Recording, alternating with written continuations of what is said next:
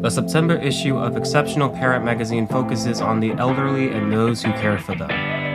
Sign up for free and read it today at www.epmagazine.com. Oscar Mike Radio is a proud podcast partner of Reach Across America Radio, heard every Thursday at 11 a.m. and Sunday at 8 a.m. Eastern. They're also big supporters of the nonprofit I Got Your Six, Two Lives at Once. And with every wreath you sponsor through Oscar Mike Radio, $5 goes back to this great organization dedicated to making a difference in the lives of veterans, law enforcement, firefighters, and first responders battling PTSD. Two Lives at Once pairs these brave men and women together with dogs rescued from kill shelters. In this way, two lives are saved at the same time by saving each other.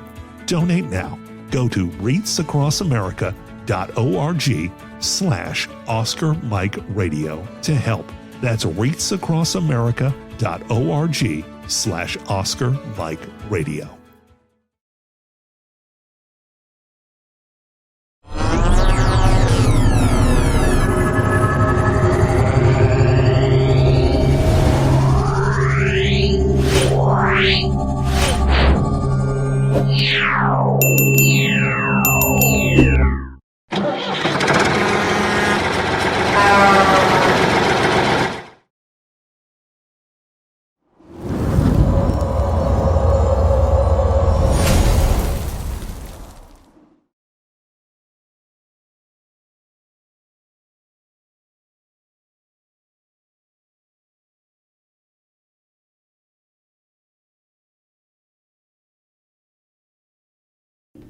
Suicide is preventable, and each of us has a role to play in suicide prevention.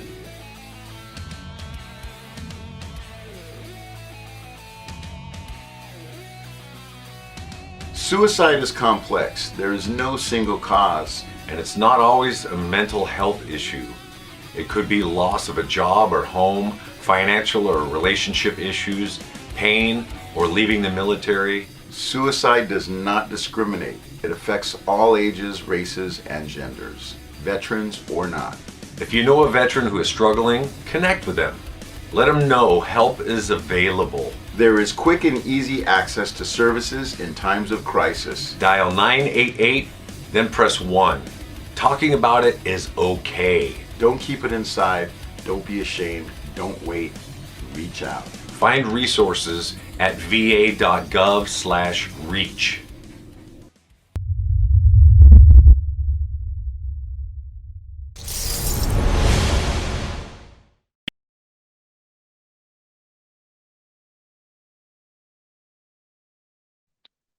Hello and welcome again to Oscar Mike Radio. My name is Travis. I am your host. Oscar Mike Radio is part of the Hubazoo Network. You can find out more on hubazoo.com. I want to thank my sponsors, Joyce Asek of Asek Real Estate, Army National Guard veteran Mark Holmes of Reapers Detailing and Power Washing, and my supporters, Caisson Shaving Company and Exceptional Parent Magazine. I like how these kinds of conversations we're going to have come together. I'm on someone else's show talking with their guest, and we start having a good vibe, a good relationship, a good set of communication. And they're like, hey, I think you should talk to this guy or this woman or this business. And so this is how this conversation got together. I want to thank Keith Hayes of Sensitive One Productions for having me on his show. I got to meet Grant Magers from American Rounds, which led to me meeting Michael Sodini of Walk the Talk America. So here we are. It's just a cascading ripple effect that is a thing. Michael, I want to welcome you to Oscar Mike Radio, and thank you so much for taking the time to talk with us. No, I really appreciate you having me, and I hear what you're saying. It's like force multipliers, right? Like right. You hear this message, and then you find out other people are doing other things, and then you get the word out. So I appreciate you having me on the show so I could tell the audience about what Walk Talk America is all about. Yeah, it's a really interesting segment of the Grant, Keith Hayes, and Travis talk. And he's talking about, hey, I have this device that sells you, ammunition at like a kiosk. And he's like, we're partnering with Walk the Talk America, and you ought to check them out. And I did. And I looked at a lot of nonprofits over the years. I've studied nonprofits a lot, but this is the first time I've seen something like this because I'm pro Second Amendment. Grew up with firearms, Marine Corps veteran myself, but this is a different kind of organization around gun safety, mental health, and gun freedom. So for all the folks out there who are seeing you for the first time, kind of just tell us who you are, and then we'll go into how you got into this. Okay, so I'm a third generation firearms industry professional. I got my job through nepotism. I got thrown into the fire. I got thrown into gun world because I didn't have a choice. My family said, you're coming to work for the family business after you graduate college." I owned one of the largest importers in the United States for firearms for many years, called Eagle Imports. And what we Oh did is yeah. yeah, I don't know if Bursa, yeah, like, What? yeah. Yeah, so that was me, right? My family owned Eagle Imports, which imported, our main line was Bursa, which is an Argentinian handgun, but we also had Grand Power, which is Slovakian handgun, and Metro Arms, which is from the Yeah. Philippines. Yeah, so quite a selection of different handguns. We used to do like 68,000 guns a year without any military contracts or police contracts or anything like that. So we armed a lot of Americans. But one of the greatest things about not being a gun guy per se, right? Like I'm known in the firearms industry as the most ungun gun guy. I'm a gun guy, but people call me that because I grew up in two of the worst places to own guns, New Jersey and San Francisco, California, right? So Wow. Yeah. you didn't have firearms like where I grew up. It just wasn't a thing, right? You didn't go hunting, so I just wasn't versed in firearms culture. But when I got into the industry, that was a very good learning experience for me. And I was able to kind of see the issues that we have as the firearms community when it comes to negative outcomes, mostly suicide. That's a huge one. 2009, the president of my company took his own life with a firearm, and back then nobody talked about it. I always equate it to like the movie Twister, right? In Twister, no one talked about an F5. So any of your listeners that know that reference, I remember watching that movie way back in the day. yeah, nobody talked about F5. We didn't talk about any negative outcomes of firearms because we didn't want them used against us, right? Everything got used against us. So we kind of glossed over a lot of that. But obviously it hit me really hard in 2009. Always wanted to do something. 2018, I'm at a dinner with a complete random stranger who's asking me about mass shootings. And she says, "Well, what happens during a mass shooting?" Right. And I said, "Well, everybody blames us. We blame firearms, or sorry, we blame mental health, and nothing ever happens." Right. Like that's the That's way it pretty was much for the many, script. many. Yeah. Yeah, that's the script, right? So what I did is I said, okay, if that's the case, like how can we work with the mental health community on things we can agree upon? And originally what I wanted to do is give money to mental health to fund like the resources, the outreach that they had talked about that they had lost from all the cutbacks over the years when it came to mental health. That was a little naive. Like I I didn't realize that they didn't have these things in place, for us to fund. But it was a blessing in disguise because what it forced me to do is create Walk the Talk America and look for innovative ways. And this is essentially what we do. At our core, we're a suicide prevention organization from the firearms industry. What we do is we look for innovative ways to get gun owners help without fear of consequence or right restriction. But we're much more than that now. We've grown in the past 6 years to be, there's an advocacy piece to this, there's an education piece to this, for especially the non-gun owning community, or one would say the gun ignorant crowd or the anti-gun crowd, to kind of say like, hey, look, these are some out of the box innovative ways and solutions that we could look for, for firearms owners to kind of bring mental health and suicide prevention to the forefront of gun ownership. But I'm going to pause right there because there's a lot to unpack, right? But So just unpacking the first thing, for so long, even before 2009, like even in the military side, the veterans side, suicide wasn't talked about a whole lot. It wasn't until like 2014, 2016 when it's like, hey, wait a minute, we have a real problem here, that we actually had to start talking about it. And I remember going to the VA for care and being asked point blank, hey, do you own a firearm in your home? And I was very reluctant to, in fact, I'm like, I refused to answer. I'm like, I don't see how, because I was apprehensive, scared that that was going to be somehow used against me. And to your earlier point, one of the things that prevents a lot of people in law enforcement or mandated reporters from going for help is, if I say I have a problem, they know I have a firearm, I'm seen as damaged goods. They're going to take my professional personal firearms. And now what do I do? So I guess my first thing is how did you start bridging those gaps with like the VA and other organizations to start building this foundation of help for people? So for me, what's wild is I really wasn't thinking of veterans when I started this. I was thinking of gun owners. Now, I was inspired by veterans because here's the one thing I did notice about being in the firearms community. Um, there was an insane amount of combat vets, active duty military, and first responders that gravitate towards our industry, whether it's after they retire, they come in and work in the industry, or, you know, like SHOT Show and the NRA show. There's a lot of people that are walking around that can identify with that community. And what I always loved about the veteran community was how they kind of banded together to find these like solutions to their issues that didn't involve the VA, or they had felt like they had been let down by the VA and they only had each other. So I was like, okay, can we take that and just do it for all gun owners? Now, what I didn't understand what was happening at the time was it was going to resonate with the veteran community and the active duty military community and first responders, was because a lot of people didn't want to be singled out, right? When they saw this organization, they're like, okay, it's under the guise of firearms ownership, right? Just guns in general. And then if you look at like the Venn diagram, there's all the overlapping circles. In 2019, I randomly get a message from the White House that says we would like you to come and be on the prevents. Yeah. And to me, I thought I was unpunked, right? Like I'm looking around going, this can't be right. Because it was in the infancy stages of the organization. And I look back at it now and I'm like, oh my God, I would love another shot at being on that team as well. Now, because we've come such a far way, but like back then, for me, it was like, okay, how did I get here? And I remember they're saying like, hey, because you're you.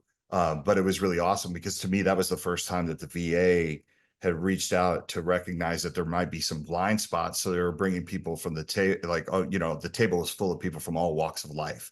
I realized quickly that I was the only person from the firearms industry at that table at the time.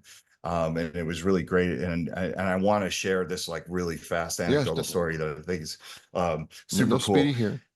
Okay, so when I got there, we had to give these little TED Talks, and we had to talk about what we're doing and how we can make change and all these things. And I kind of spitballed mine, but at the end, I ended it with, the firearms industry can help you prevent suicide, but you just can't make us a villain anymore.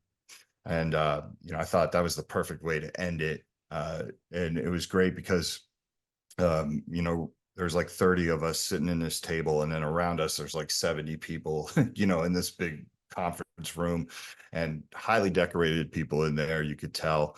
And this one guy gets up, and he's, like I said, he's super decorated. He's just like, you need to listen to that guy. He points at me and he's like, listen to him, because he tells a story about when he was like 18 years old, and he's just like, yeah, I came to you as 18-year-old, and the first thing you did is hand me a gun, and you told me to name it. You made it part of my identity, and you sent me overseas to kill with it, kill for you. And he's like, and I did that, and I did that well. And he's like, then you have no use for me. My time here is done. You send me back home, and I'm starting to have a hard time adjusting to going back to regular life. And, I'm in crisis. And he's like, and the first thing you want to do is take away the thing that means freedom to me, the thing that you gave to me and told me is part of my identity, told me to name. Now you want to take that away when I'm going through struggles. And he's like, listen to that guy. And that was it. That's all I needed, right? And I think like the people at the VA were like, okay, like let's hear what this guy's got to say. And one of my recommendations at the time for the VA was you need to be more involved in the firearms industry because we're getting your people when they're done when you're done with them. They're coming to us to work for our companies. And there's a lot of angry veterans out there, a lot of people that felt that they've been let down. And if you really want to make change and you really are, you know, you're growing and you're understanding the blind spots that you have, you need to be connected with the firearms community because firearms means so much to these people that you say you care about. So cut to 2024, the VA, Walk the Talk America, and the National Shooting Sports Foundation work hand in hand together. The VA actually has a presence at SHOT Show. Those are the things I'm really proud of, right? Because you don't make change by just hoping things will change themselves. Sometimes you have to ask for it. You have to make people understand why. So that's really how the connection came between, say, like the VA and the DoD. We'll go back to the VA in a second, but how have you taken what you've learned about the veteran experience and applied it to all gun owners who may not have served, or they're a mom in Idaho just wanting some protection from wild animals, or someone in Compton, someone in Baton Rouge? How do you structure your program for everybody based off what you've learned? Just through the planning of gun ownership, right? So like let's take one example. Okay. I had some friends that were veterans, and I used to hear them talk about like, well, my friend Dave here is the only one who could come take my guns in a crisis, right? We have this agreement with each other. Like if Dave doesn't feel like I'm good up here, he comes over and says, hey, why don't you let me take the firearms? Just we'll hold on to them for a couple of days and get you help, right? Like those are the type of things that I was like, well, that applies to every gun owner, right? Every gun owner could do it. And I always felt like the veterans were really good at kind of circling the wagons around each other and coming up with these creative plans or let's face it, everybody that's in the military usually has a structure about them, right? They're vigilant. Right. Am I wrong? You're not wrong. Yeah. Like everything operates smoother when it's like, I know what the objective is. I know if this happens, that this kicks in. And I think that you could do that with all gun ownership. And I think like that's a lot of the inspiration that happened where it was like, how did they figure it out? Like they're figuring it out. Like let's take some of that stuff because like I said, if you look at the Venn diagram, it's all overlapping. It's all people that love firearms. Like the mom from Idaho could just be as gung ho about firearms as the guy who served 25 years in the Marines. So that's how I kind of took the inspiration. It was not everything is a carbon copy of those things, but there's so many things. I mean, like I'll give you another example.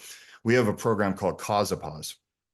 Cause a Pause was created to create time and space between you and your firearm in a time of crisis. And what we recommend this to mental health therapists, to tell this to people that might be in crisis.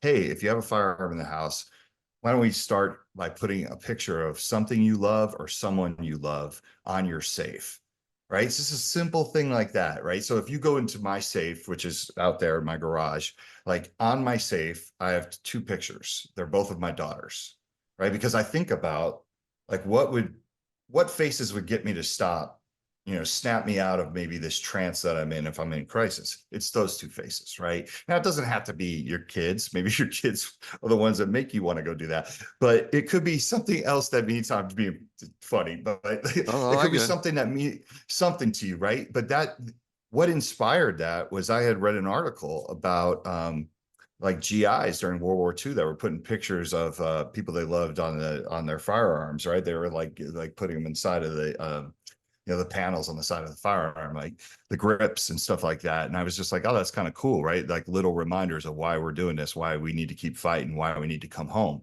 And it's the same concept, right? So it's like you build off of these little things that I've read about, and I'm like, that's the veteran community. That's the active duty military community. Like they're good at that. You get that.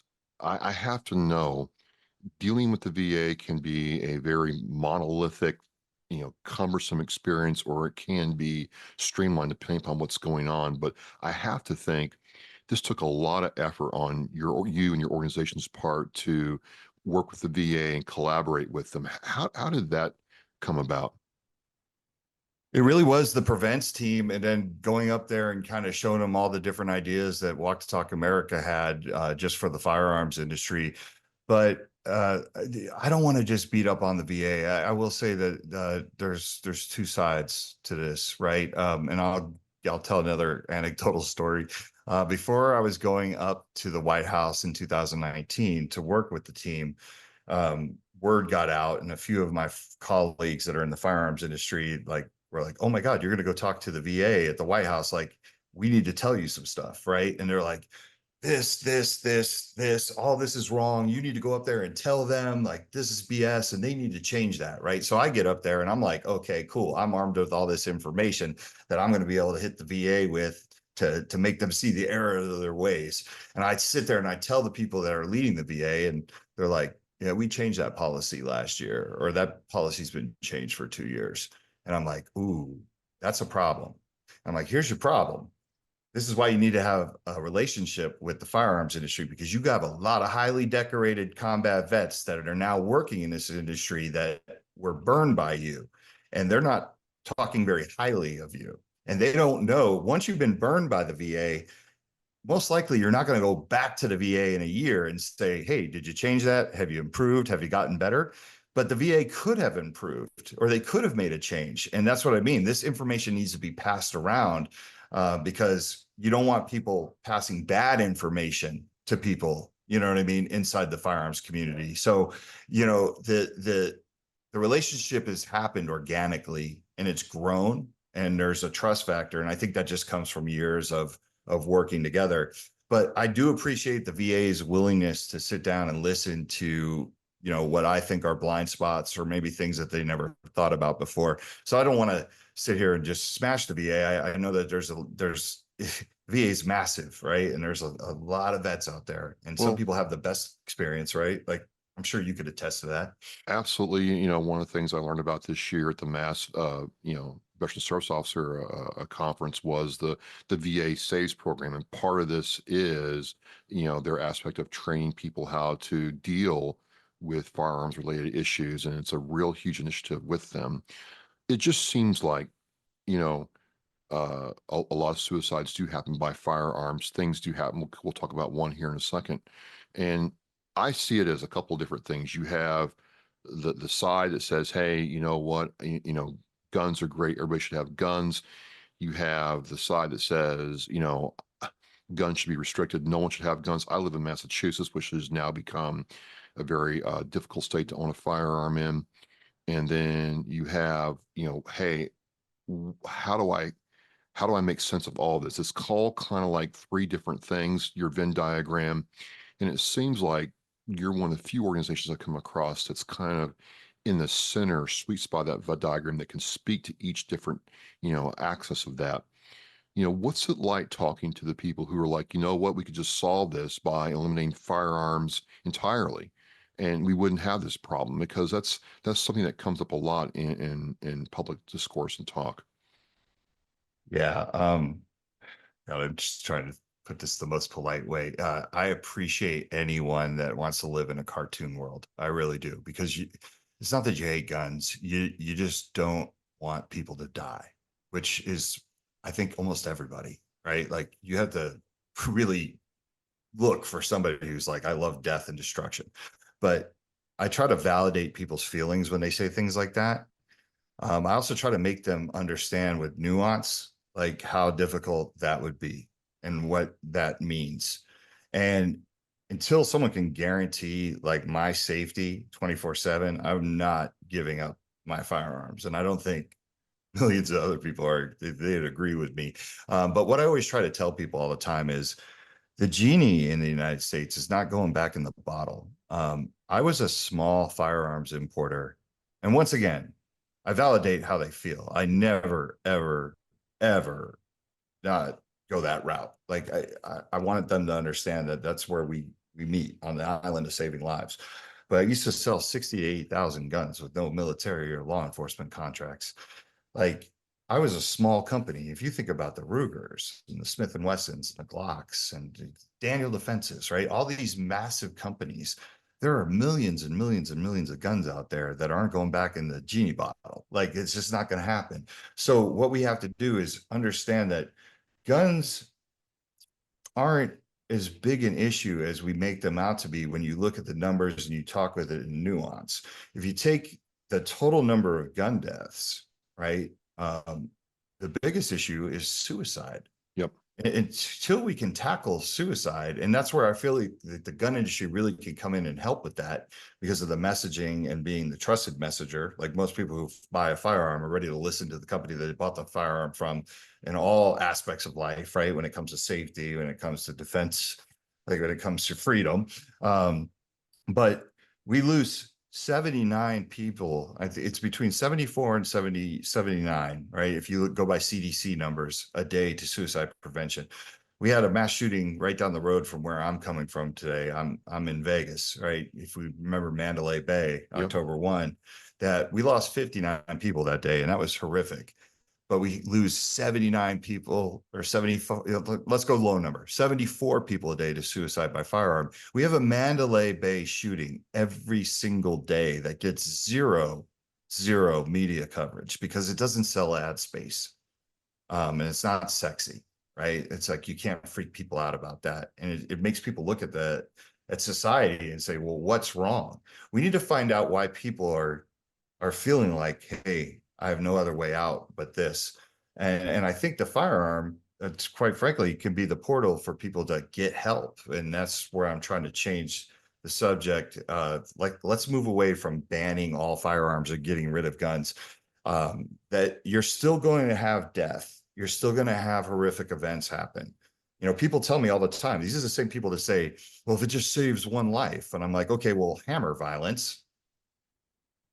If it just saves one life, like, technically we should all be living in a bubble. Ban bicycles, swimming pools, and stuff like that, and make exercise mandatory in America. And if we're about saving lives, speaking of saving lives, looking at your website and how you structure your programs, walk me through the Walkabout America toolkit, and because it was really interesting how you have like a virtual physical toolkit that I could use. I'm not really familiar with your program and your offerings, but it's a start to start having these conversations with people I know, other veterans, my children, because, my children are been taught how to deal with firearms.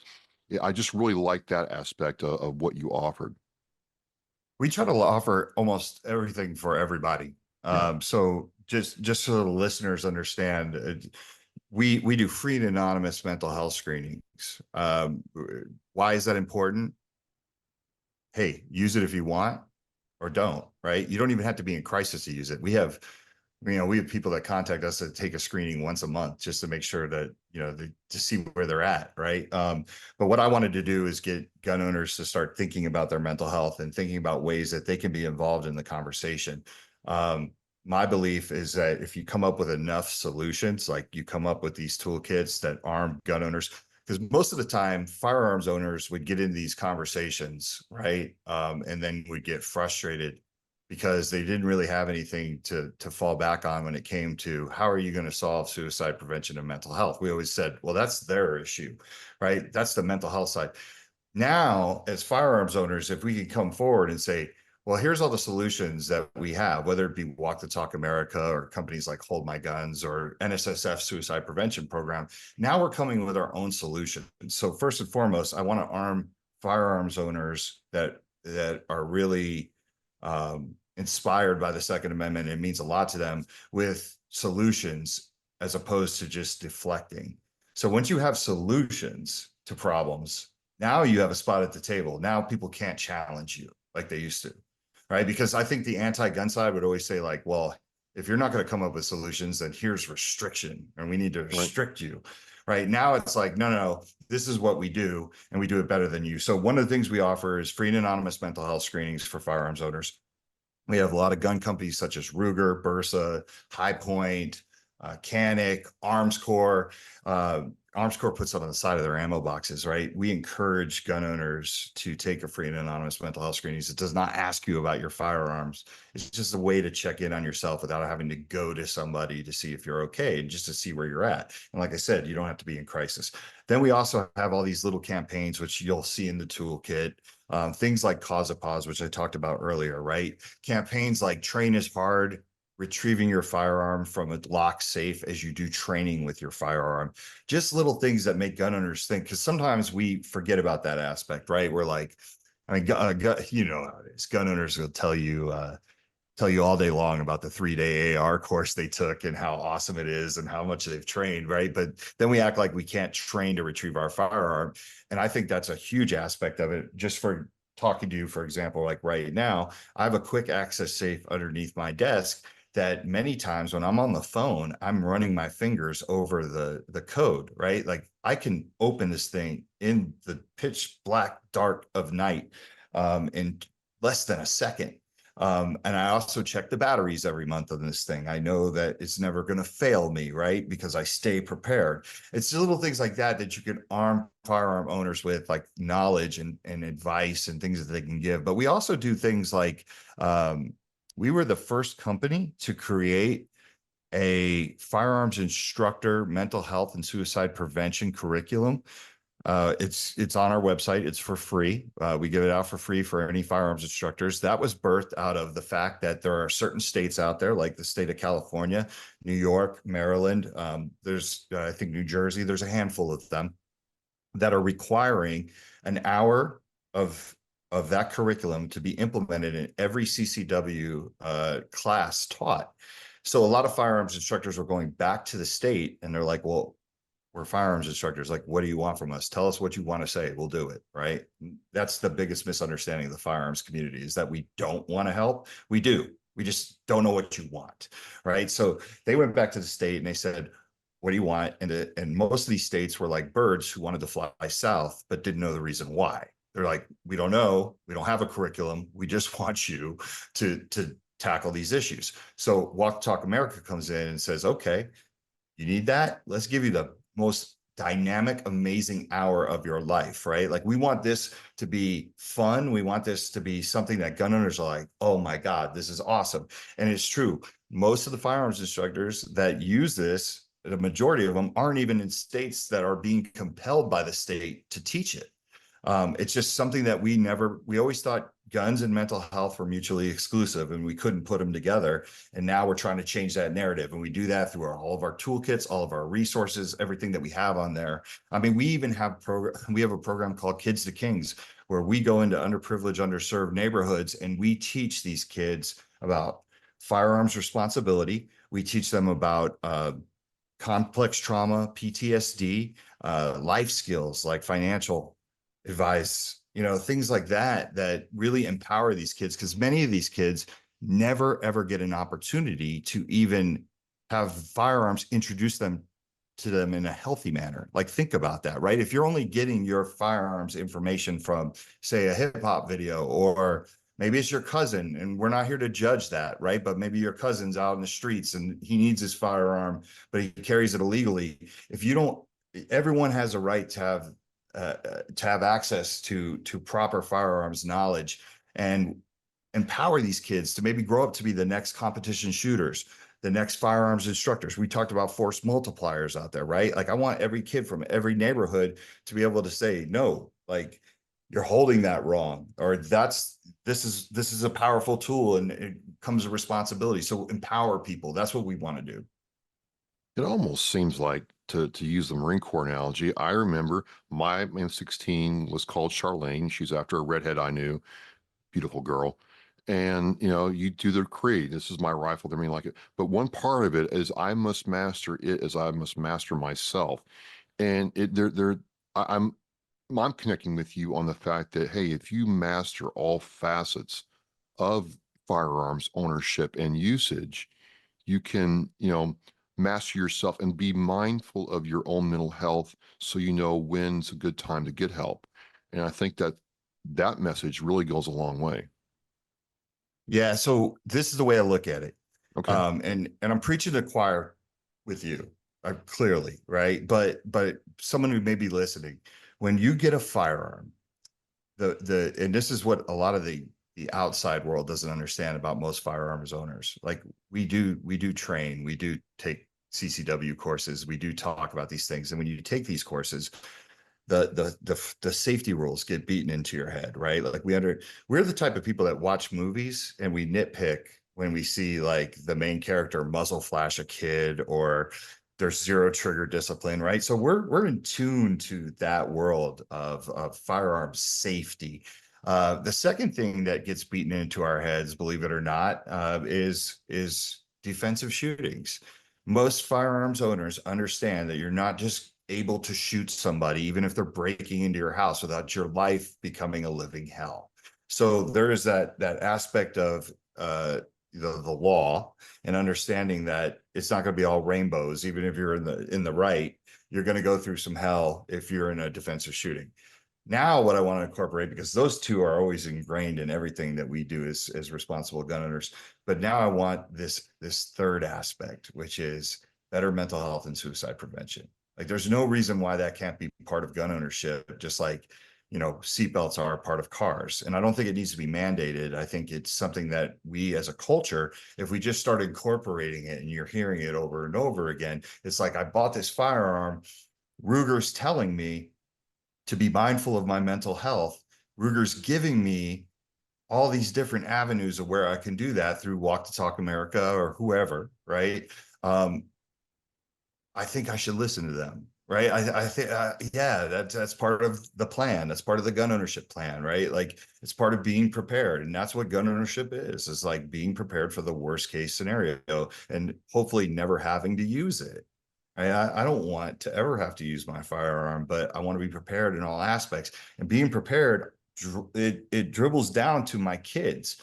If my kid is going through it because she lost her boyfriend and she thinks it's the end of the world, I need to know that there are firearms in this house, and I need to make sure, that she doesn't have access to them. And it's not even her, right? Like, she's grown up with firearms her whole life, and we have an understanding, but I do not trust her, and I do not trust her friends, more importantly, right? So these are the things Yeah.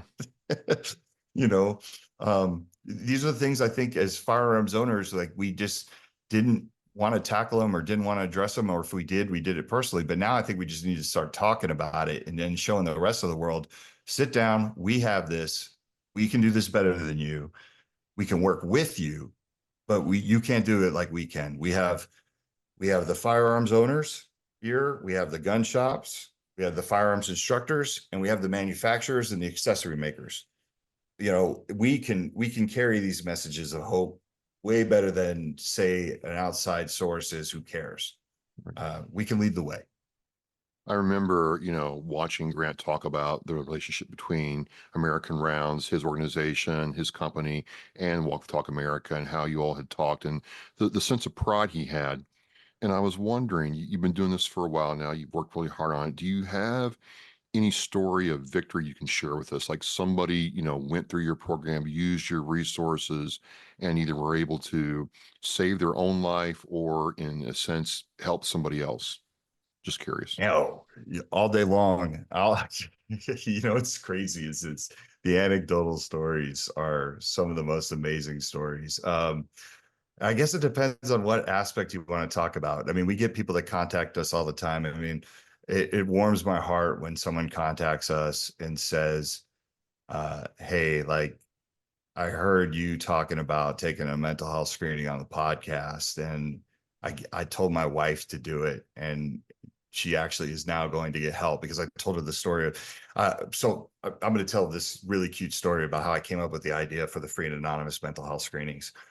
So in the beginning of the organization, when I found out that I couldn't just give money to mental health and change the world, like, they didn't have the answers, right? I really, at the very beginning of the organization, my idea was to take the big pharma way out of things. And I was just going to donate money to mental health, and it was going to come from the gun industry, and they were going to have a hard time not accepting it, right? But I found out that I had to, look inside the firearms community and say, well, what can we do to be different? Like anyone can just donate money to mental health. And I had been working with Mental Health America, who is the provider for the mental health screenings that we currently have on our website. They're the engine that drives it. And what I love about Mental Health America is when I found Mental Health America, they were the first mental health organization that I saw from their position paper 72 that said, we are going to take a stance on firearms that's going to be unpopular amongst our peers. We do not believe because you suffer from mental illness that you should lose your rights to firearms. Right. And I was like, okay, this is an organization that I need to talk to. Yeah, because I didn't even know if there was a mental health organization from the jump that would even talk to me. But anyway, so when I realized that I wasn't going to be able to buy my way out of it, I was looking for different ways to be innovative. And the first thing that I came up with was inspired by my daughter. So my daughter comes in, she's 11 years old. She says to me, Dad, I think I suffer from anxiety. And it's crazy because I grew up in a family from New Jersey. And if you would have said something like that, like if I would have said something like that to my grandfather, his response would have been, I will give you something to have anxiety about. And then you kept it moving, right? Like you never brought up anxiety again. But with my daughter, it was this really cute, teachable moment where the first thing that popped in my head was a screening. I was like, hey, hon, like the organization that Daddy works with, because she'd hang out in my office and do her homework and she heard me talking. And she said, yeah. I said, take the screening. They have a screening if you go online and it's for anxiety. And take it and answer it honestly, because no one's going to come to the door. No one's going to come here. There's nothing you could say that's going to get you in trouble. So 2 days later, she comes downstairs and she's like, hey, Dad, I took the thingy. And I'm like, what are you talking about? She's like, the thingy, the thing for anxiety. I was like, oh, yeah, you took the screening. She's like, yeah. And I said, well, how did it turn out? And she smiled and she goes, I only have mild anxiety. And I said, that's great, right? She says, yeah, I feel a lot better. And she's like, I'm going to pass this to like 3 of my friends. I think they need it. And she walked out of the room, right? I had this like light bulb moment. So I was like, okay, I'm going to put these free and anonymous mental health screenings on these bands. And I was passing them out at gun shows. And it was wild because of everything I did in the beginning was almost like pushing a line. Like I didn't know what the reaction was going to be. And it was crazy. I had people like literally like standing in the Eagle Imports booth, like the Bursa booth, and literally like, what is this? And I'm like, it's free and anonymous mental health screenings. We're a firearms, homegrown firearms organization that bridges the gap between the mental health community and the firearms industry.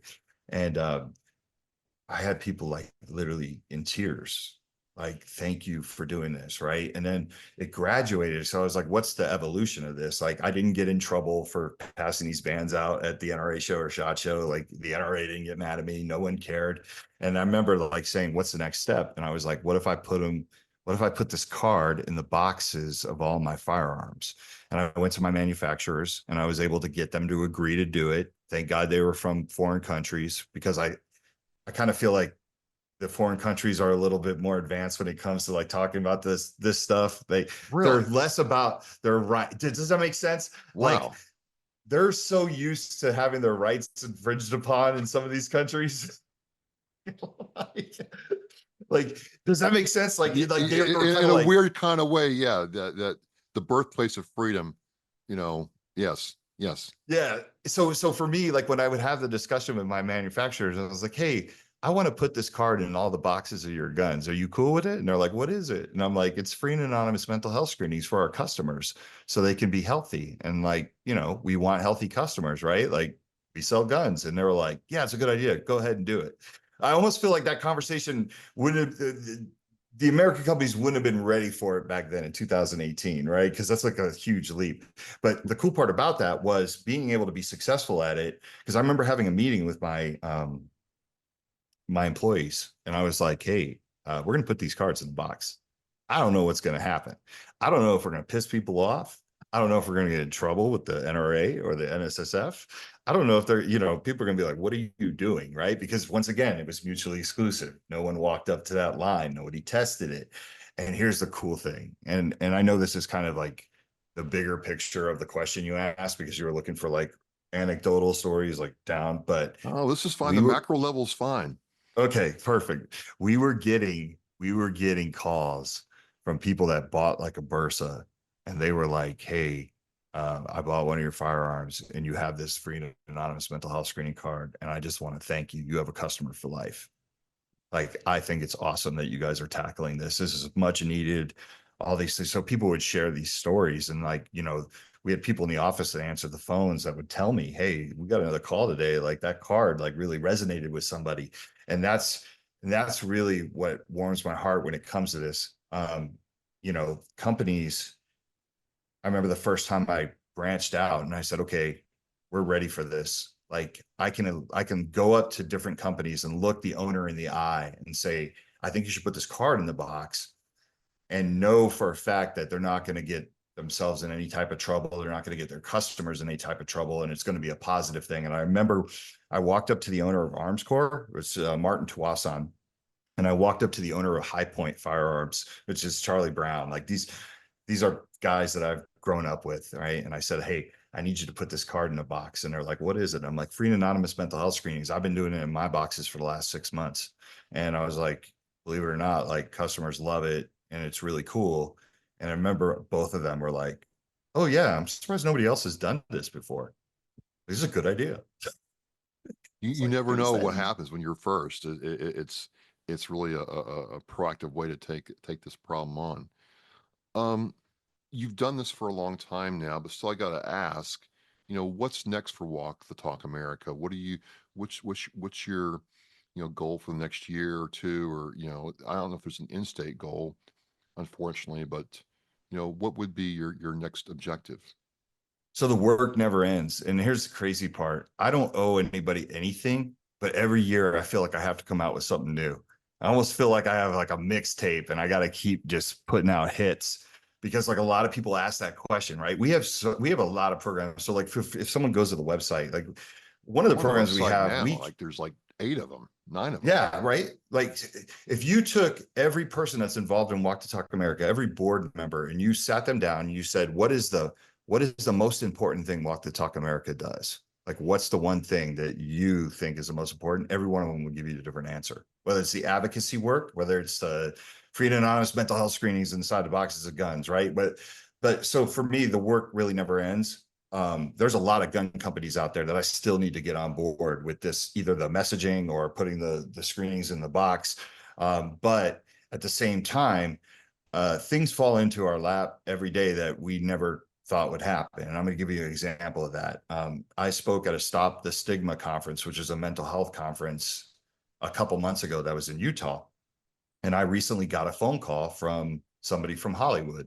And they were like, "Hey, I saw you speak at this conference and you really opened my eyes to a lot of issues that the gun community may have." And he's like, "I represent a group of writers in LA that write scripts for movies and TV shows that want to start incorporating responsible gun ownership into these shows instead of just showing gun ownership as something negative, right? Of death and destruction.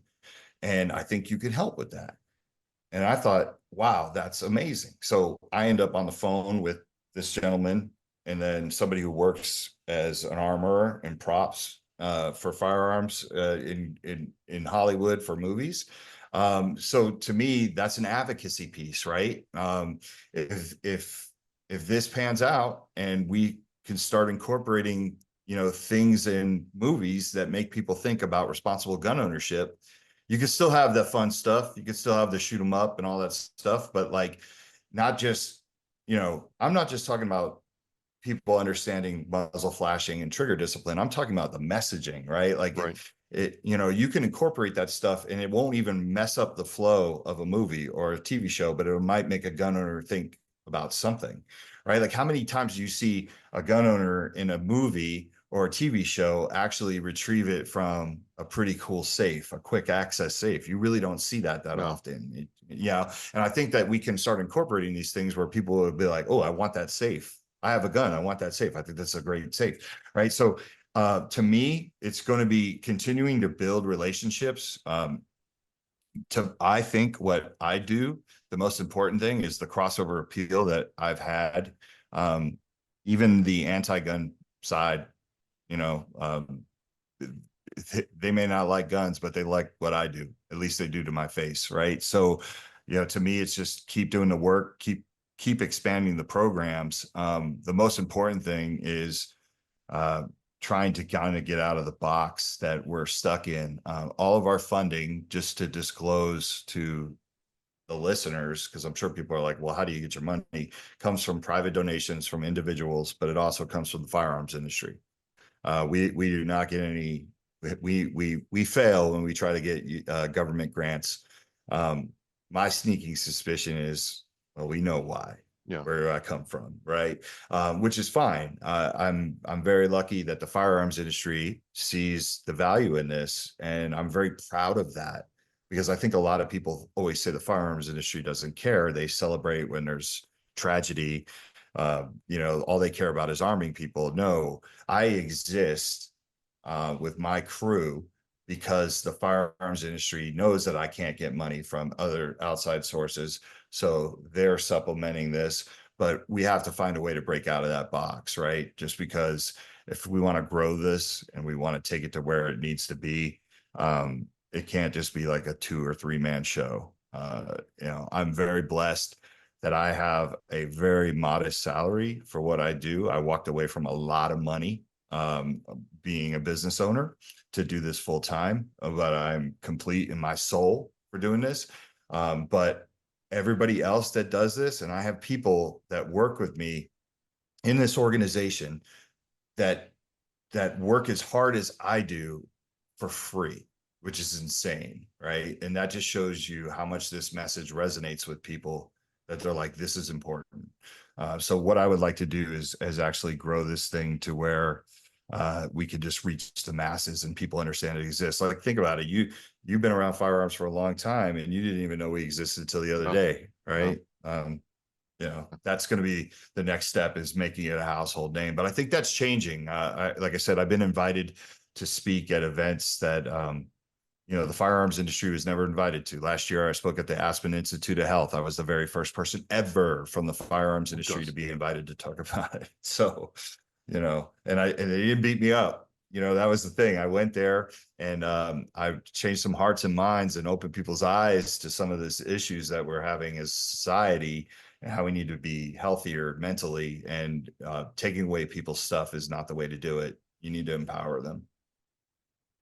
People, speaking of empower, how can people want to make a private donation or find out more about your organization? What's the best way for them to connect with you? The best way is to just go to our website directly. It's WTTA.org or walkthetalkamerica.org, or you can go to any of the social medias like X, Instagram, Facebook, and it's at Walk the Talk US. And listen, money's tough these days. Like, we live in interesting times. I get it. You don't have to help with just the financial piece. Like, if you go to the website and you go under donations, we have a link that says other ways to help. And we can be creative with it. Like, we don't have to just, it doesn't have to be money, right? It's posting the message on social media. It's carrying all of our messages. It's reposting our stuff. It's talking to your friends about it. Those are like little mini donations to me. So don't feel like it has to be just financial. Go in, check it out, see if you love it, and see if it's something that you want to get behind and pass that information along. Or maybe you have, you know, maybe you own a print shop, right? Like, maybe you own a printing company and you want to help with printing. Like, there are other ways, in-kind donations that you can give. So don't think it's just about money. It's not just about money. There's other ways. So that's the best way to go and help Talk America. Well, you got like shooting targets you can help that way, and other things. There's all kinds of stuff here for gun owners and several different ways. So I'll have the link to WTTA and the Oscar Mike Radio show post about this. You know, closing down, this is just a unique issue at a unique time. There's been several instances where, you know, firearms have been fortunately been used to commit heinous crimes in this country, and the underlying thing is this, you know, aspect of mental health. You know, I guess my last question is,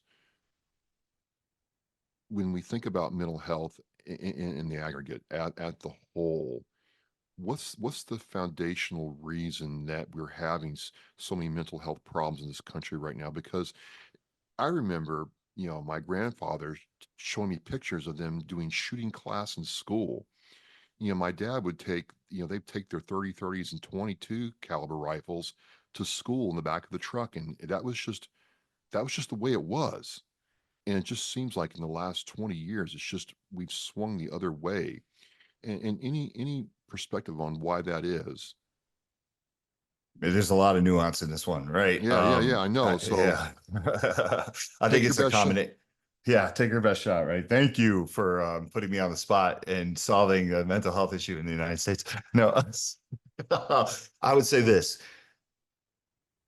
we did ourselves a disservice by not leaning into firearms and moving away from that, right? I think that was an experiment that maybe it failed. Like, hey, like maybe we should try to keep people away from guns instead of educating them about guns. I think that was a mistake.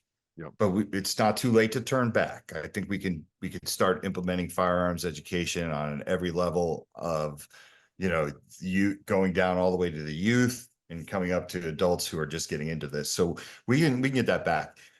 We have an issue with social media, and I'm not going to sit here and say social media is awful. I'm on social media all the time, but the world has gotten a lot smaller.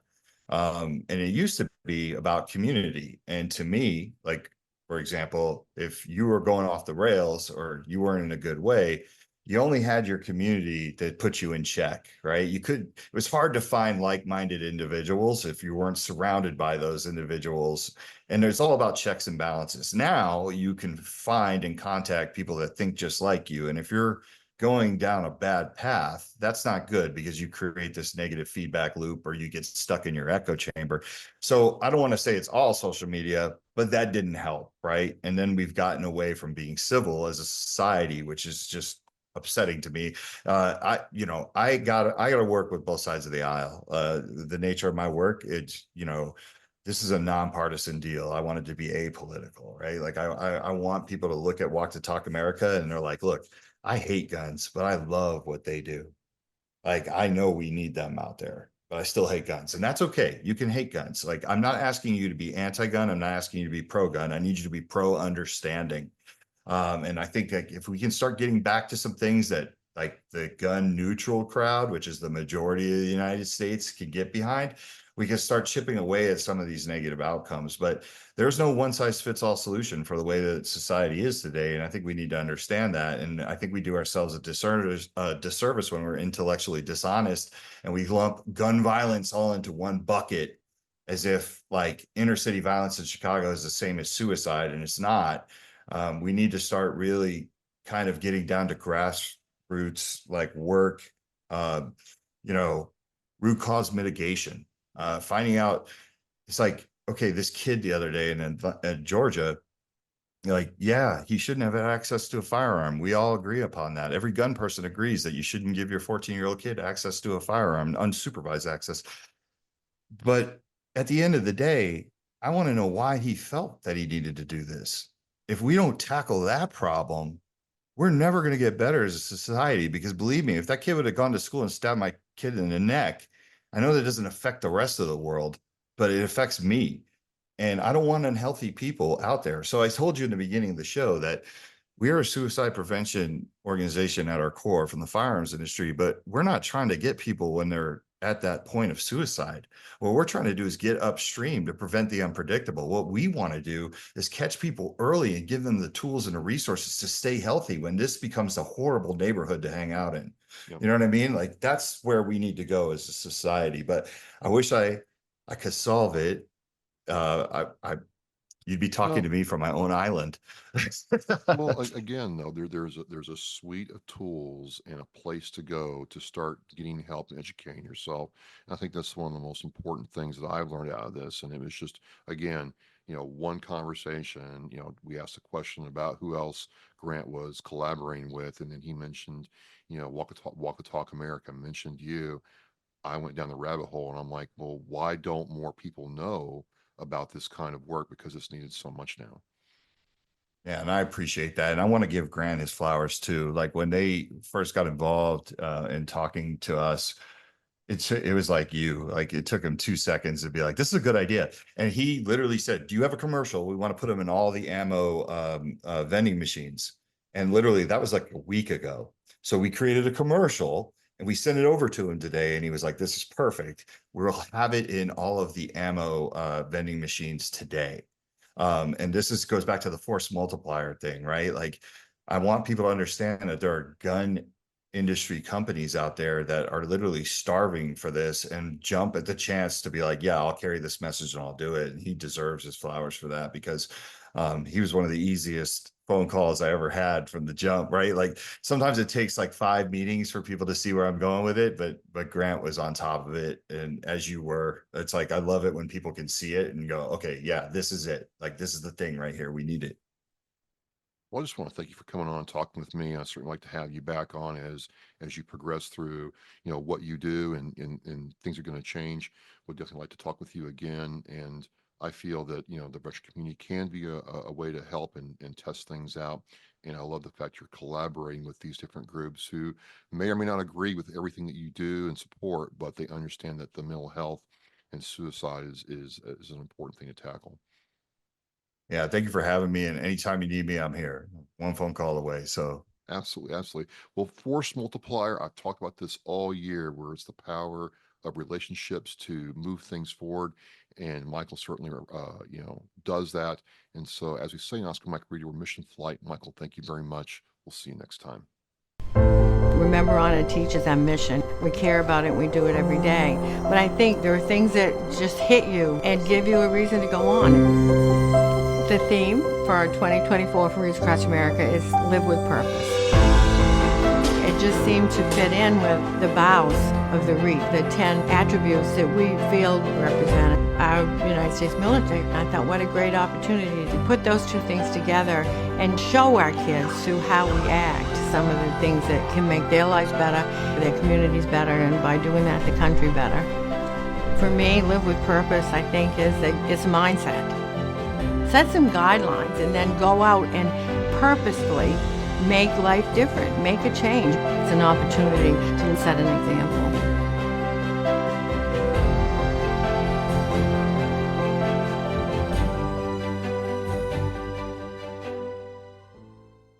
Thank you for listening and watching Oscar Mike Radio, where our active duty service members and veterans are in action and the mission is in flight. Oscar Mike Radio is an oversized load Co-Sinister One production. If you are a veteran or know a veteran who needs help, please dial 988 and press 1 for the Veterans Crisis Line.